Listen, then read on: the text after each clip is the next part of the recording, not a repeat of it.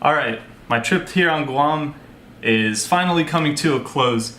Towards the end of my trip, I decided, you know what? Why don't I try and get some fine art photography done? What is fine art photography? Nobody knows. I was thinking either black and white, long exposure, or both. I decided I'm gonna go down to the beach, find some composition with the rocks and the waves coming in, and get something simple, something that looks like a fine art photo.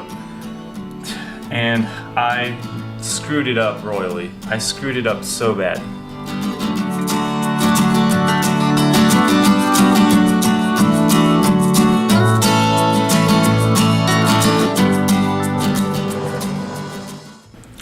So, mistake number one is I did not let my camera and my lens warm up to the temperature of the air around them. They were sitting in my air-conditioned apartment all night long.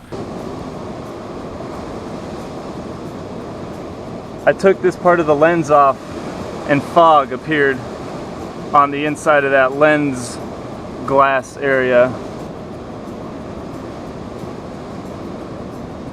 So when I actually look into the glass and kind of point it at the light, I can see little water droplets somewhere on the inside of this lens.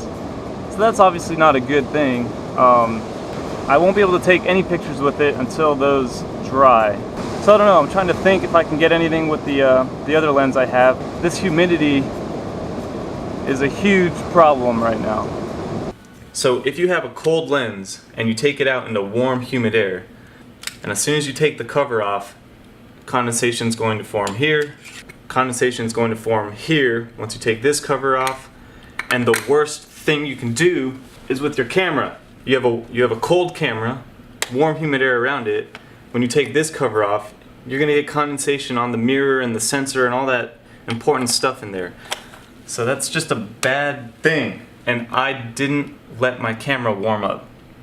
Or I should have just attached the lens before I left the room. And also, just nothing, I couldn't find a composition because of mistake number two. I did not scout out the location beforehand. The light is still sort of happening. I think I found the composition that I want.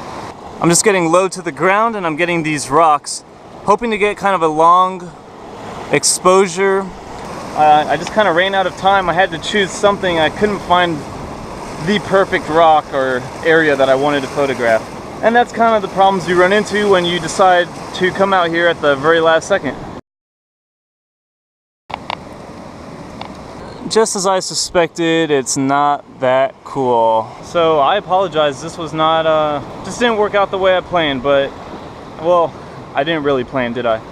Tons of times you don't need to scout out the location, but when you're doing a sunrise shoot, you have limited amount of time, the sun's coming up, and I was just scrambling. I was scrambling to find a composition that I liked, and I could never really find one. So then, I decide, screw it with that location, I'm gonna go try and shoot this pier. And I want the pier to just look artsy by making a long exposure and flattening out the water, blurring the sky, making it a black and white photo because it's the middle of the day and the light is way too bright and like harsh. So I head out to this pier. I mean, it's a great day. Two problems though happening, which is why I don't think this picture is gonna work. One, I've got everything set up. It's low tide. Last time I was here it was high tide, and so there was just water everywhere. I didn't realize when the tide went down so low it would expose all these rocks. Kind of ruins it. I kind of wanted just water all throughout the bottom of the picture and I can't quite get that. And then secondly, the sky is just not how I envisioned it. I was hoping for low clouds and I could use a 10-stop filter to just completely blur the entire sky. It just doesn't look as fine arty as I want. Just didn't work today. Failures.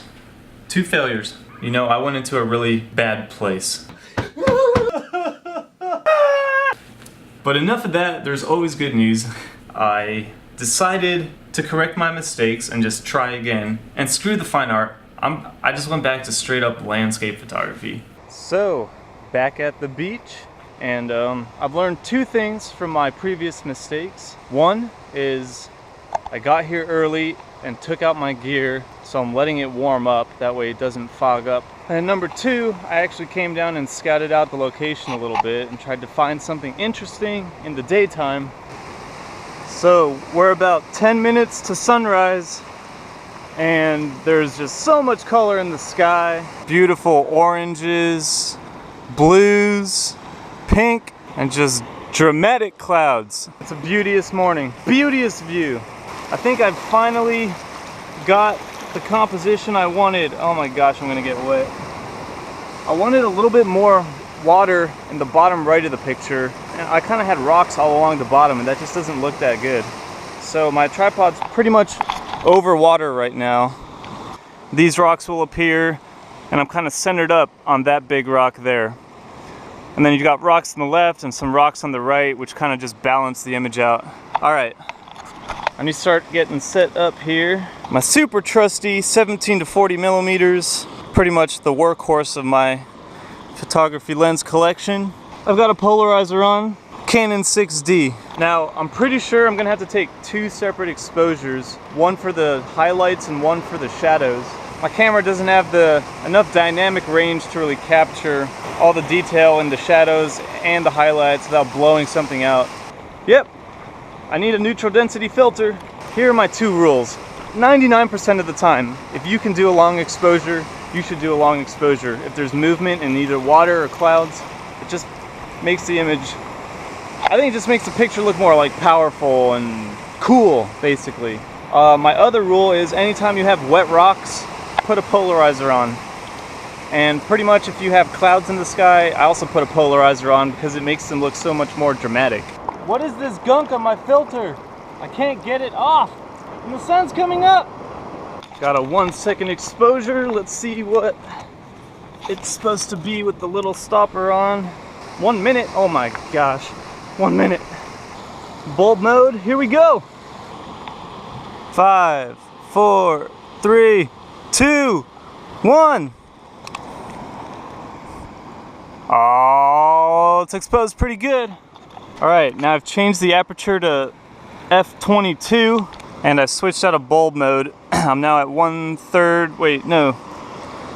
What the heck is that, 3 seconds? No, 1/3 of a second. Boom, let's do it.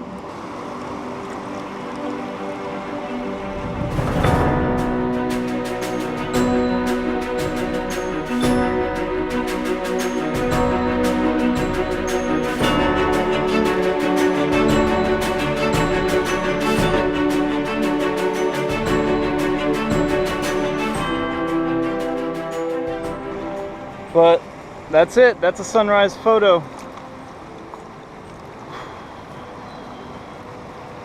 Yeah, I'll see if I can find anything else to photograph, but the light's gonna start to get pretty harsh here in a few minutes.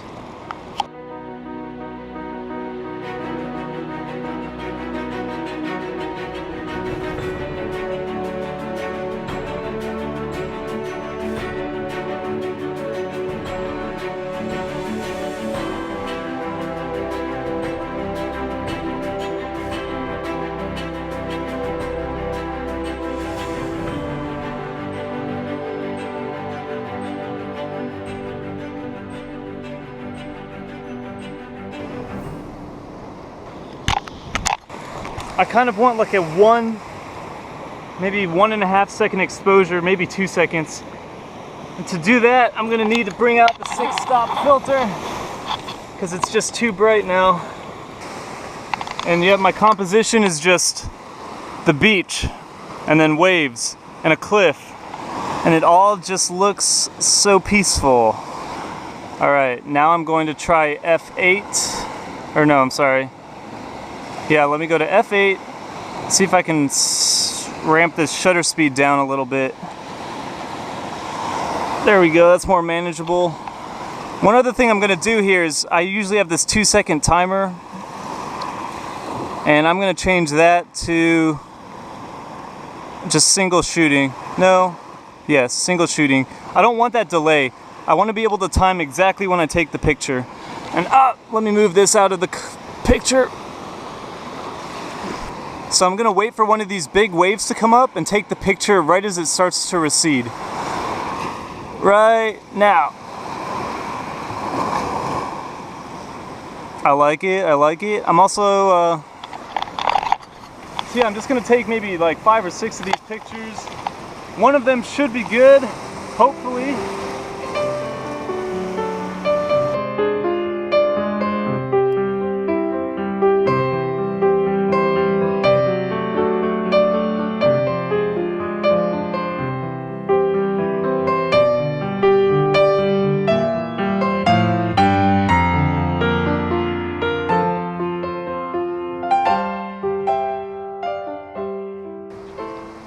Well, I think I'm gonna call it a day. It's time to head back, get some breakfast, take a shower, because I'm already sweating. I guess I'll talk about a few things that I like to just think about or keep in mind when shooting something like that. When you're shooting into the sun, I always try and make sure my lens and any filters I have on are completely clean, because if there's any dust or even like sand or anything, it's going to cause a lot of problems when you're looking into the sun. You'll get these bright specks and they're just kind of a pain to remove in post-processing.